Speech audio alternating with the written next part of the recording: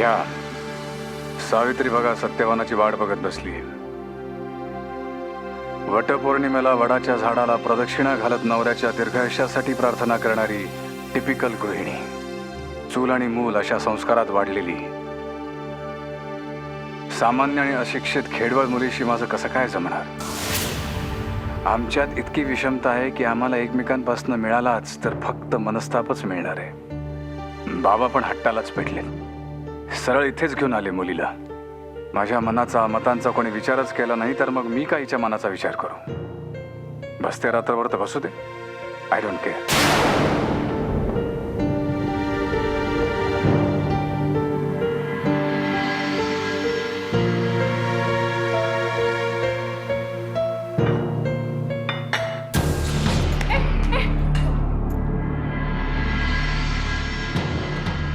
मला वाटलं मांजर असावी. इथे मांजर कशी असणार? खरं तर आहेत ना.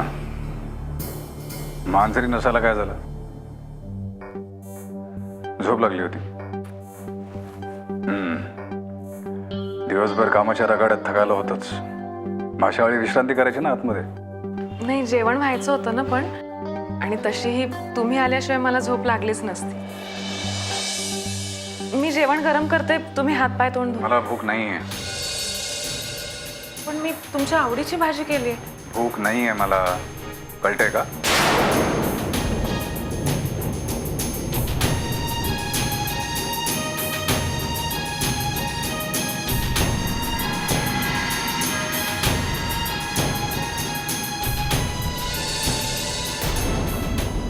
तू आल्यावर जेवशील म्हणून तुझ्या आवडीचा स्वयंपाक करून 2 तास अन्न पोटाशी धरून वाट बघत बसली होती तुझी. 4 तास बसे ना.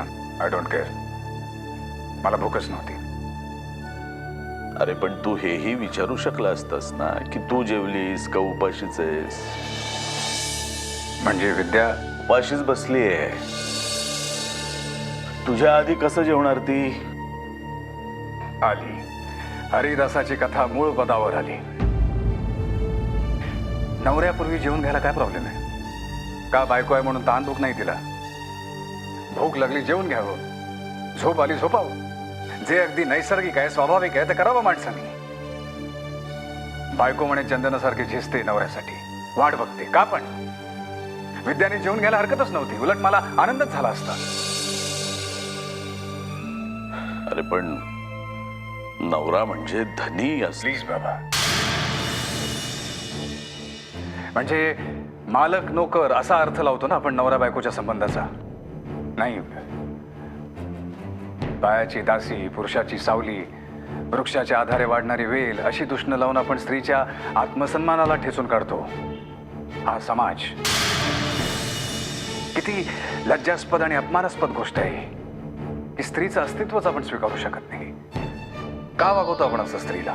का बाबा? विद्याने जेवून घ्यायला काय प्रॉब्लेम होता? का जेवून जगण्याने प्रेम कमी होतं? की आपलं खूप प्रेम आहे हे दाखवण्याची परंपरागत स्टाईल आहे? का असं आपण वागवतो स्त्रीला? माधव, तुझ्या बोलण्यानं मी सुद्धा भारावलो. तुझे शब्द शस्त्रासारखा वेध घेतात बघ. पण प्रोफेसर साहेब, तुमच्या मनात, तुमच्या हृदयात, तुमच्या साहित्यात, तुमच्या लिखाणात स्त्री व्यक्तिमत्वावर, तिच्या अस्मितेवर जर एवढं भरमसाठ साहित्य आहे तर मग आपण आपल्या पत्नीला इतकी वाईट वागणूक का देत आहोत? मी विद्याला सांगितलं नव्हतं की उपाशी तपाशी राहून माझ्या जेवणाची वाट बघ म्हणून. इनफॅक्ट मी कुठल्याच स्त्रीकडून अशी अपेक्षा करणार नाही. चंदनासारखी झिजणारी अगतिक स्त्री. त्रास होतो मला या गोष्टींचा बाबा. हे झालं तुझं मत. पण प्रेमाखातर स्त्रिया उपाशी पोटीच नवऱ्याची वाट बघतात. कारण थकून भागून आलेल्या नवऱ्याला वाटावं की त्याची सहधर्मचारिणी त्याच्या सोबतच आहे. या अशाच लहान लहान गोष्टीच संसारामध्ये गोडवा, प्रेम पेरतात. नाही, मला नाही वाटत तसं. जुनाट चालीरीती आहेत त्या. पुरुषांनी स्वतःचा अहंकार जपण्यासाठी स्त्रियांवर लादलेल्या या रूढी आहेत. मुंबईत असं वागून चालणारच नाही. आणि माझ्या विचारांनाच समजून घेणारी, खूप शिकलेली, जीवनाकडे नव्या दृष्टिकोनाने बघणारी मुलगीच माझी बायको होऊ शकेल.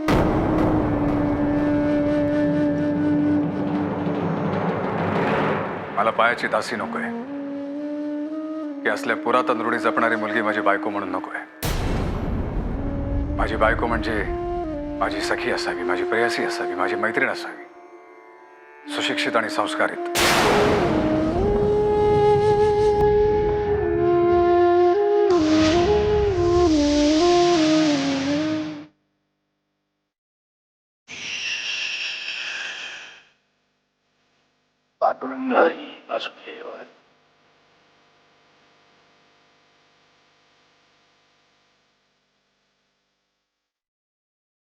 अगं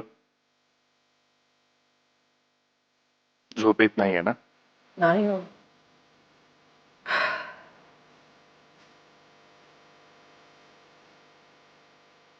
माझं सुद्धा तेच झालंय.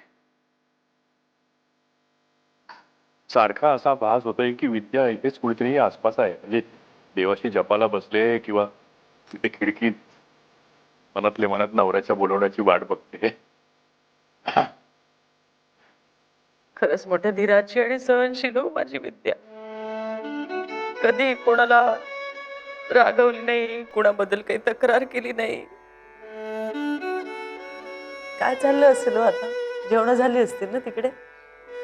गप्पा सुरू असतील. माधवराव हुशारच आहेत. गप्पा मारत असतील का हो विद्याशी? मला तर सारखं असं वाटतं माधवराव नीट वागवत नसणार विद्याला. चल ग. अगं असं का म्हणतेस तू? आपली विद्या उत्तम स्वयंपाक करते आणि मी तुला सांगतो, नवऱ्याचं मन जिंकण्याचा सगळ्यात सोपा मार्ग त्याच्या पोटातून जातो.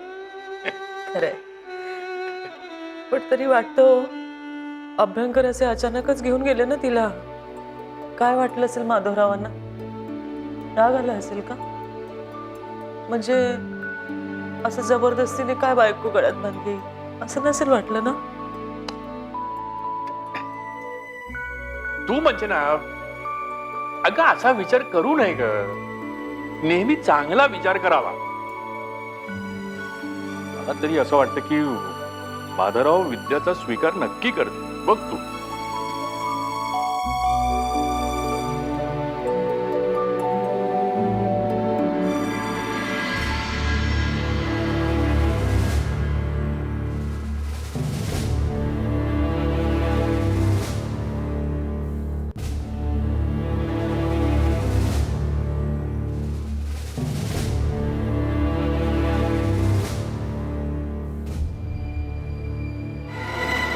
अगं पण माधव तुला अजिबात विचारत का नाही? कधी पत्र नाही, निरोप नाही. माधव असा वागतो जणू त्याची बायको कोणी नाहीच. असतो एकेकाचा स्वभाव. त्यांना वाटत असेल पण व्यक्त करता येत नसेल. कारण त्याचं तुझ्यावर प्रेम नाही. त्याचं तुझ्याशी लग्न झालंय हे लक्षात ठेवायची त्याला गरज वाटत नाही. त्याचं कारण आजूबाजूचं वातावरण. खूप चतुर असतात मुंबईसारख्या शहरातल्या मुली. अगं पुरुषांना भुरळ पाडतात, गोड गोड बोलून आपला स्वार्थ साधून घेतात. आणि महानगरातली प्रलोभनं पण मोठी असतात ग. असतील पण बायकोला कसं विसर? मग तू अजून माहेरी का याचा नीट विचार कर आणि काहीतरी हालचाल कर. विद्या, तू माधवच्या जवळ राहण्याचा प्रयत्न कर. नाहीतर एक दिवस तो तुझ्यापासून लांब जाईल ग. खूप लांब. नाही.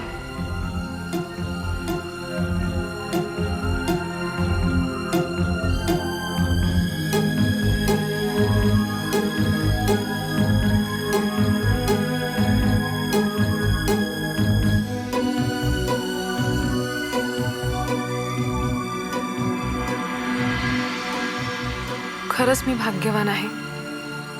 इतका विद्वान हुशार नवरा मला मिळाला.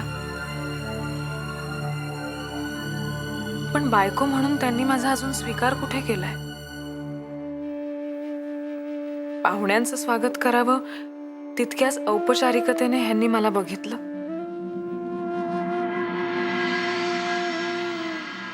बाकी मी आहे याची दखल पण नाही घेतली. एक शब्द प्रेमाने बोलले नाही. मी आले ते त्यांना आवडलं नाही का?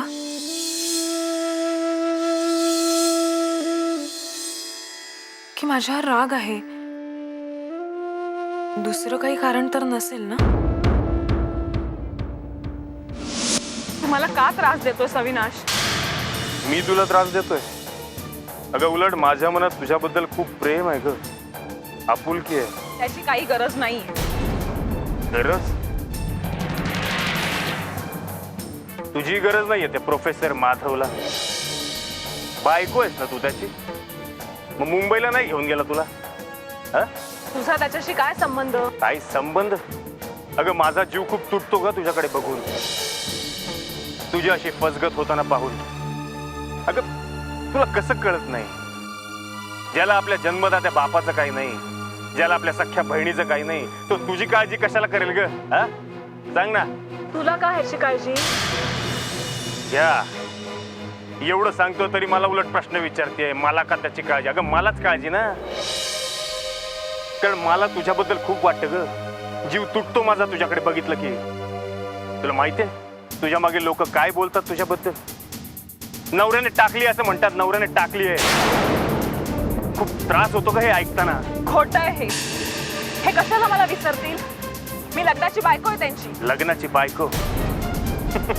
मग माहेरी का राहतेस ग? सांग ना, सासरी का नाही घेऊन गेला तुझा नवरा? तो गेलाय मुंबईला, त्या सुंदर सुंदर पोरींमध्ये मजा मारतोय, तुला अशी एकटीला टाकून. आणि मी काय म्हणतो, त्याची वाट बघण्यात तू असं तारुण्य फुकट कशाला घालवते? तो गुंतलाय दुसरीकडे, माहित नाही का तुला? अविनाशच्या बोलण्याचा मी का विचार करते? ह्यांच्यासारखी खूप विचारी बुद्धिवादी माणसं कुठल्याच प्रलोभनांना बळी पडणारे नसतात. शेवटी संस्कारच महत्वाचे. बाबांच्या शिस्तीत वाढलेले हे असा विचार नाही करणार. वरवर हे माझ्याशी काही संबंध नाही असं दाखवत असले तरीही कुठल्या मुलीत ते नाही गुंतणार.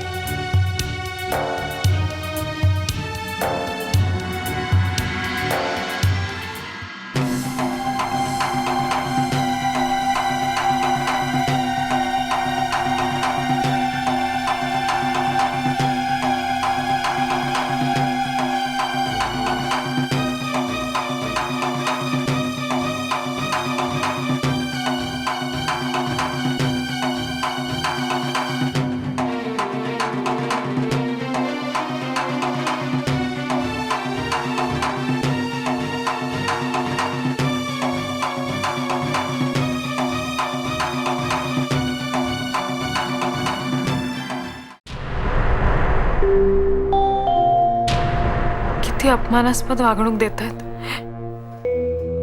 बाकी काहीच अपेक्षा नाहीयेत, पण निदान प्रेमाचे 2 शब्द.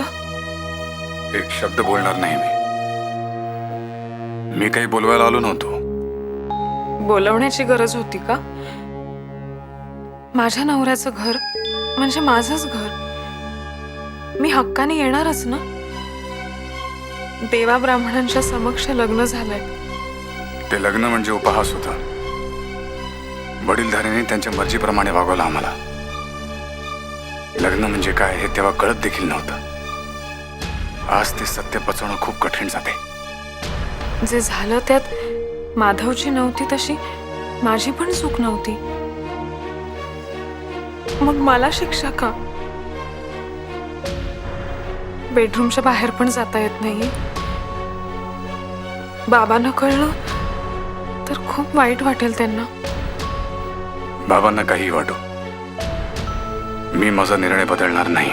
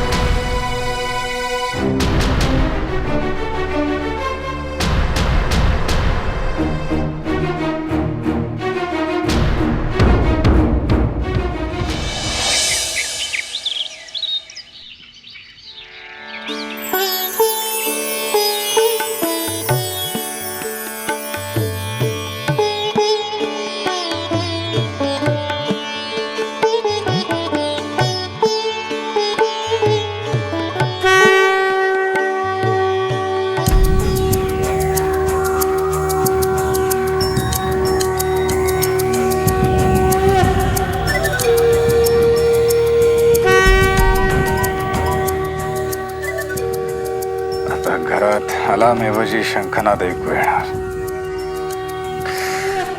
केवढा आवाज. शेजार पाजारचे पण खडबडून जागे झाले असणार. वैताग.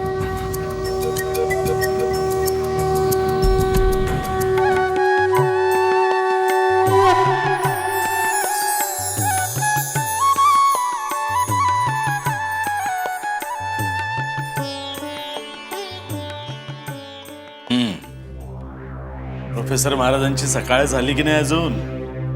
बघते.